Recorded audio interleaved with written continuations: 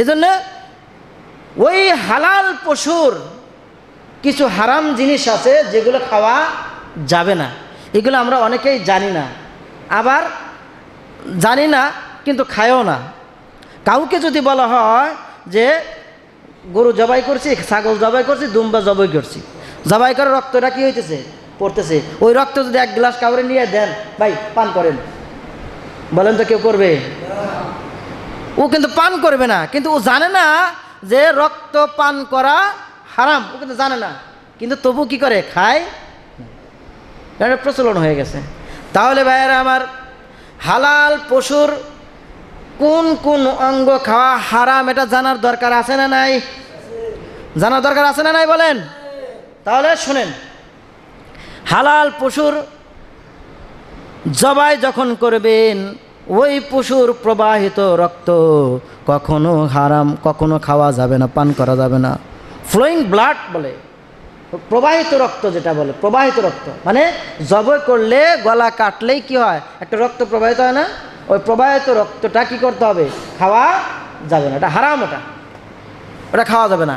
এর দলিল আল্লাহ রাব্বুল আলামিন কোরআনে কারিমে এর দলিল দিয়েছেন যে প্রবাহিত রক্ত যে খাওয়া যাবে না, তার দলিল দেখেন, দলিলে কি বলে, আল্লাহ রাব্বুল আলামিন বলতেছেন, ইল্লা আইয়াকুনা মাইতাতান আও দামাম মাসফুহান আও লাহমা খিনজিরিন ফাইন্নাহু রিজসুন আও ফিসকান উহিল্লা লিগাইরিল্লাহি বিহি। আল্লাহু আকবার বলেন।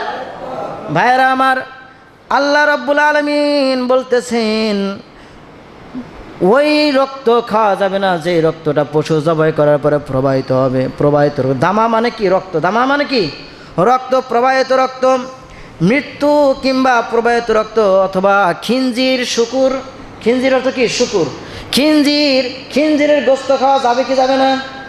খিনজিরের গোস্ত খাওয়া যাবে? খাইছেন কখনো কেউ? খাওয়া যাবে না।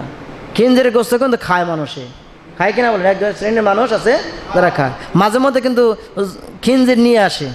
আমরা কি বলি ওটারে, কথা বোঝে না, আমরা কি খিনজিরে কি কই, জংলি কই, শুকুর, যাকে বলা হয় শুকুর, আর আমরা কই জংলি, ঠিক কিনা?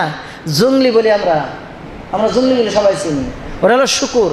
শুকুরের গোশ খাওয়া যাবে না, আল্লাহ নিষেধ করছে।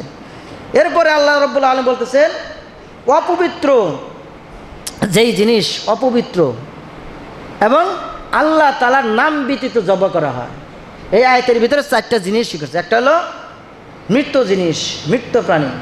এখন গরু মরে গেছে গা, উট মরে গেছে গা, মুরগি মরে গেছে, সেই মুরগি কি আপনি খাইবেন? খাবেন না।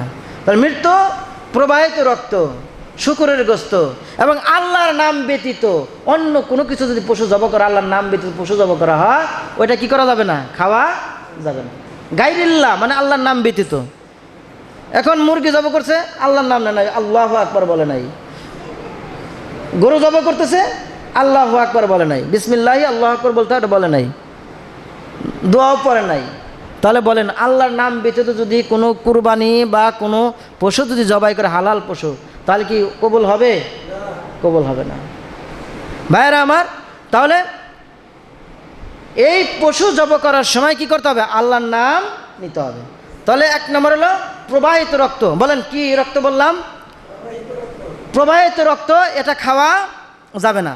2 নম্বর হলো ফিমেল অর্গান, ফিমেল অর্গান যেটাকে পুলিঙ্গ বলা হয়, ভাষা বুঝে নেবেন, যেটাকে পুলিঙ্গ বলা হয়, পুরুষের কাছে থাকে পুলিঙ্গ।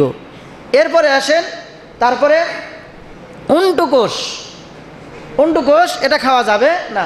তাহলে 1 নম্বর হলো প্রবাহিত রক্ত। মাসালা জানতে হবে, শরম পাইলে হবে না, লজ্জা পাইলে হবে না, এটা শিখার জায়গা, শিখতে হবে। খালি ঘটনা বললে হবে না, ঠিক কিনা কোন? এগুলো শিখতে হবে। এখানে আমরা মসজিদে আসছি, এগুলো আমাদের জানতে হবে, মুসলমান হিসেবে আমাদের দরকার আছে এগুলা। প্রবাহিত রক্ত খাওয়া যাবে না। 2 নম্বর হলো পুলিঙ্গ খাওয়া যাবে না। 3 নম্বর হলো অন্ডকোষ খাওয়া যাবে না। 4 নম্বর হলো স্ত্রীলিঙ্গ, যেটা বলে মেল অর্গান, ভালভা যেটাকে বলা হয়, এই স্ত্রীলিঙ্গ খাওয়া যাবে না। হ্যাঁ, তাহলে কয়টা গেল? 4টা। এই 4টা জিনিস খাওয়া যাবে না। আরেকটা আছে, আরেকটা হলো গ্রন্থি, যেটাকে বলে গ্রন্থি, মাংস গ্রন্থি। যেরকম গোস্ত জব করলে গোস্তের মধ্যে টুকরা টুকরা এক পদের একটা হয়ে যায়, গোস্তের মধ্যে টুকরা টুকরা একটা হয়, টুপলা টুপলা হয়, ওগুলো খাওয়া যাবে না। আর একটা হলো মূত্রথলি, মানে পেশাবের রাস্তা, এটা কি করা যাবে না? খাওয়া যাবে না। তাহলে এই কয়টা জিনিস আমরা কি করব? খাবো না। আরেকটা জিনিস আছে, এটা সব প্রাণীর ভিতরে থাকে, যেটা একেবারে তিক্তা। বলেন তো নামটা কি?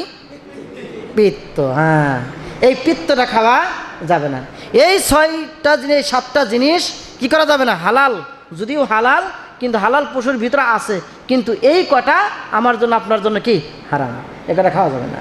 তা আল্লাহ রাব্বুল আলামিন আমাদের সকলকে এই যে কুরবানির মাসলা মাসাইল কটা বললাম, এগুলো আমাদের দরকার আছে না? বলেন, এগুলো আমাদের অনেক দরকার।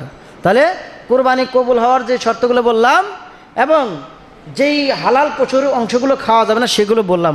আল্লাহ তাআলা আমাদের সকলকে মানার তৌফিক আল্লাহ তাআলা দান করুন।